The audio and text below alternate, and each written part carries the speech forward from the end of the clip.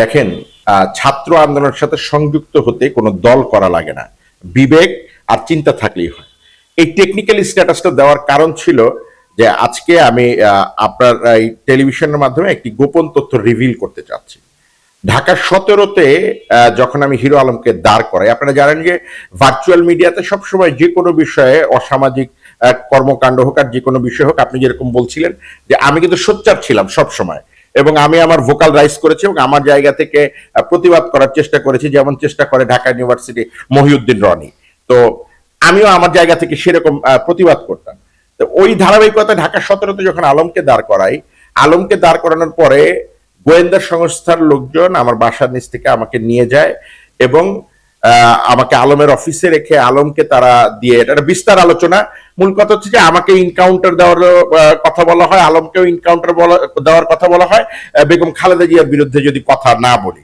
তা আমি যেহেতু আমার বাবা একজন মুক্তিযোদ্ধা, আমার খালু একজন মুক্তিযোদ্ধা কমান্ডার, আমার নানা একজন মুক্তিযোদ্ধা কমান্ডার, সো দ্যাট সেই মুক্তিযোদ্ধার রক্ত থেকে আমি বলেছিলাম যে মানুষ রাজনৈতিক সচেতন হলে কোনো দল করতে হবে তেমন যেমন কোনো কথা নেই, তেমনি মানুষের সৎ সাহস থাকা উচিত, কারণ এই সৎ সাহসের বাইরে যাওয়া উচিত না।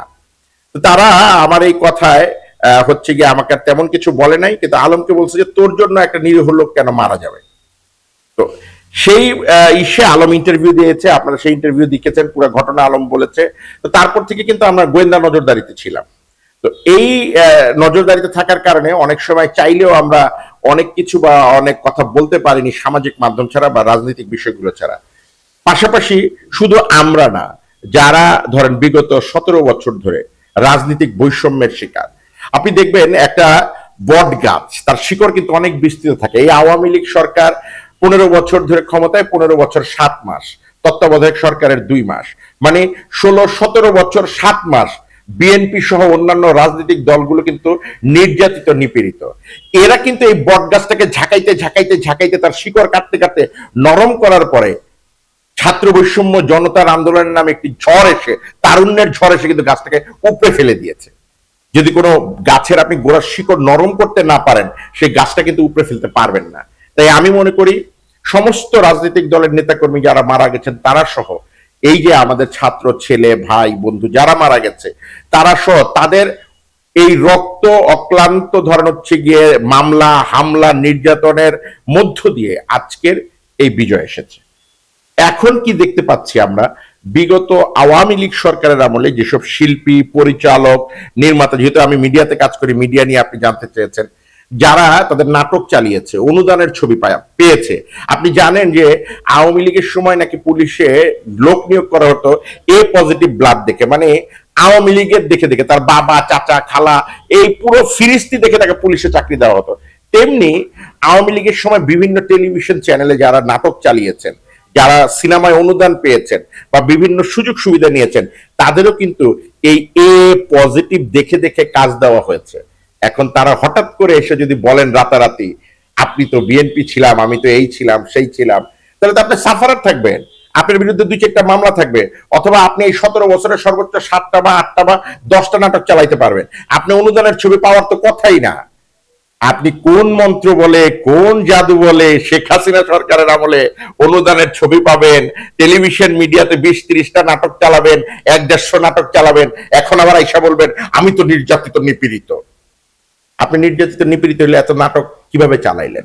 এত সিনেমা আপনি হচ্ছে কিভাবে অনুদান পান? আপনি কিভাবে এমপি হন? আপনি কিভাবে সেন্সর বোর্ডের মেম্বার হন?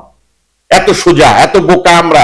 17 বছর ধরে শেখ হাসিনা মিথ্যা বইলা বইলা পার পেয়ে গেছে, কারণ তখন কোন নিউট্রাল গভর্নমেন্ট ছিল না। মনে রাখবেন, 1 বছর, 3 বছর, 5 বছর বুঝি না, অন্তত 6 মাস হলেও তো এই গভর্নমেন্ট নিউট্রাল গভর্নমেন্ট থাকবে। বাকি মেয়াদ আমি বাদে দিলাম। এই 6 মাসে আপনারা পিঠ বাঁচাবেন কিভাবে? চাপাবাজি করে।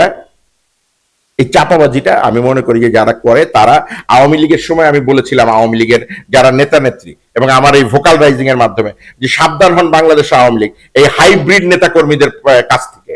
যারা হাইব্রিড নেতাকর্মী এরা সব সময় দেখবেন রক্ত টোষা জোকের মতো চুচু চুচু করে হচ্ছে গিয়ে পুরোটা খেয়ে ফেলে, যারা নেতাকর্মী তারা হাই হাই করে। এখন দেখবেন বিএনপির প্রকৃত নেতাকর্মী, জামাতে ইসলামের প্রকৃত নেতাকর্মী, বাংলাদেশ জাতীয় পার্টির প্রকৃত নেতাকর্মী, ছাত্র ফ্রন্ট থেকে শুরু করে আরো যে সকল রাজনৈতিক দলগুলো আছে, ছোট ছোট মান্না সাহেবেরটা, জুনায়েদ সাকিরটা, নূরেরটা, এইসব ছোট ছোট রাজনৈতিক দলের লোক নেতাকর্মীরা কিন্তু দেখবেন হারায় যাবে, যারা রাজপথে ছিল, হাইব্রিড বড় বড় গাড়িওয়ালা বাড়িওয়ালা, কিংবা যারা বিভিন্ন দল থেকে টপকে চলে আসবেন, এখন রাতারাতি দেখবেন এরা এখন বলবে সব পরিবর্তন করে ফেলবো। এতদিন কোথায় ছিলেন আপনারা? পরিবর্তন করতে পারেনি 17 বছর। আপনারা তো কেউ আওয়াজ তুলেন নাই। বিএনপির নেতাকর্মীরা রাজপথে লাঠির বাড়ি খাইছে, অন্যান্য রাজনৈতিক দলের নেতাকর্মীরা লাঠির বাড়ি খাইছে, এক একটা নেতাকর্মীর ঘাড়ে 100-150 করে মামলা।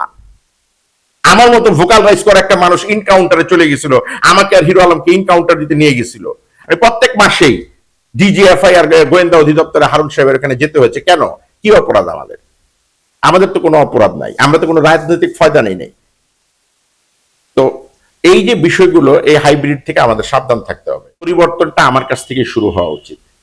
আমাদের শ্রদ্ধেয় বর্তমান যিনি হচ্ছেন গিয়ে অন্তর্বর্তীকালীন সরকারের প্রধান ডক্টর ইউনূস সাহেব সারা বিশ্বে কিন্তু সমাদৃত ছিল।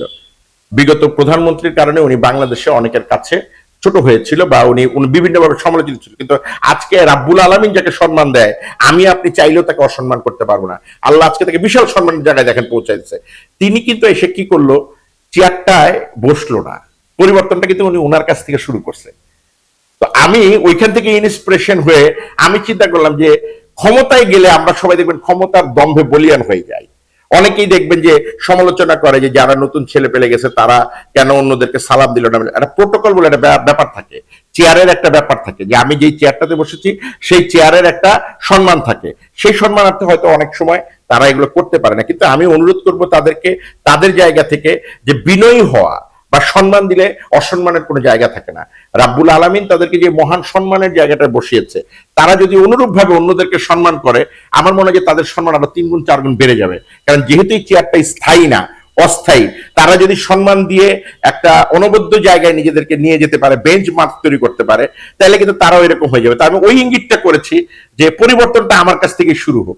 আমি যদি আমার ক্ষমতা আসলে, আমার পাওয়ার আসলে আমি নিজেকে ধরে রাখতে না পারি, তাহলে আমার পরিণতি শেখ হাসিনার মতো হবে। তাই এই যে পরিবর্তনটা আসছে, এই পরিবর্তনে আমরা কেউ যেন মানে হাওয়ায় গাও না ভাসায় দিয়া নিজেকে সংযত করতে পারে। মানে এই অর্থেই বলা যে পরিবর্তনটা আমার কাছ থেকে শুরু। আর নতুন কিছু শুরু করতে চাচ্ছি বলতে, আপনারা জানেন যে আমার পাইপলাইনে 8টা বাংলা চলচ্চিত্র আছে। আমি বিগত সরকারের আমল থেকে চেষ্টা করছিলাম ছবি শুরু করব, কিন্তু ওই যে আমি কোনো হালুয়া রুটির ভাগাভাগিতেও ছিলাম না, বা কোনো ওই যে বলে গডফাদারেরও আমার জায়গা নাই, যার ফলে আমি নিজের মতো করে টুকটুক করে আগাচ্ছিলাম। তো সেই স্বপ্নটা এখন অনেকেই আমার পাশে এসে দাঁড়াচ্ছেন, বড় ভাইরা যারা চাচ্ছেন যে আমার ছবিগুলো কমপ্লিট হোক। অনেকেই ইনভেস্ট করার জন্য আগ্রহ প্রকাশ করেছে। তো সেই কারণে বলছি যে নতুন স্বপ্ন দেখছি, নতুন কিছু করার, আর একটি অনলাইন টেলিভিশনের সাথে যুক্ত হব। তো সবকিছু মিলিয়ে নতুন কিছুর পরিকল্পনা। আমার এই 8টা ছবির মধ্যে 3টা ছবির নাম হচ্ছে গিয়ে সিলেক্ট হয়েছে। একটা ছবির নাম হচ্ছে গিয়ে বন্দিনী, আর আরেকটা ছবির নাম হচ্ছে গিয়ে লে হালুয়া, আরেকটা ছবির নাম হচ্ছে গিয়ে বাটপা। মানে বাটপার আগে আমরা সম্ভবত ওরে বাটপারটা যোগ করব। তো এই ওরে বাটপারটা ছবিটা হচ্ছে গিয়ে এই যে সমসাময়িক সময়ের ডিগবাজি, অতীতের ডিগবাজি, আর এই বাটপারি করার ফলে দেখবেন যে আপনি সালমান এফ রহমানের মতো লোক দাড়ি মোচ কামায়া দিয়ে যে পরিস্থিতিগুলো হয়, মানে আপনি বাটপারি করলে যে বাঁচতে পারবেন না। আপনি যেখানেই যান, আপনি যদি মনে করেন যে আপনি ধরাছোঁয়ার বাইরে, একদিন না একদিন আপনার এই বাটপারের মুখোশ খুলে যাবে। আমার মনে হয় যে মন্তাজুর রহমান আকবর সাহেবকে নিয়ে আমি একটা ছবি বানাচ্ছি। ছবির মানে মূল চরিত্রে আমি অভিনয় করছি। আব্দুল্লাহ জহির বাবুর লেখা, আমাদের স্ক্রিপ্ট কমপ্লিট হয়ে গেছে। এই ছবিটা মনে খুব শিগগিরই আমরা করতে পারি। আপনারা জানেন যে বিগত 17 বছরে মুজিব বন্দনায় সারা বাংলাদেশ বিভোর ছিল। তো সেই ধারাবাহিকতায় খুব শিগগিরই এই যে পরিস্থিতির ওলট পালট নিয়ে হয়তো একটা ওটিটি ফিল্ম হতে পারে আর কি।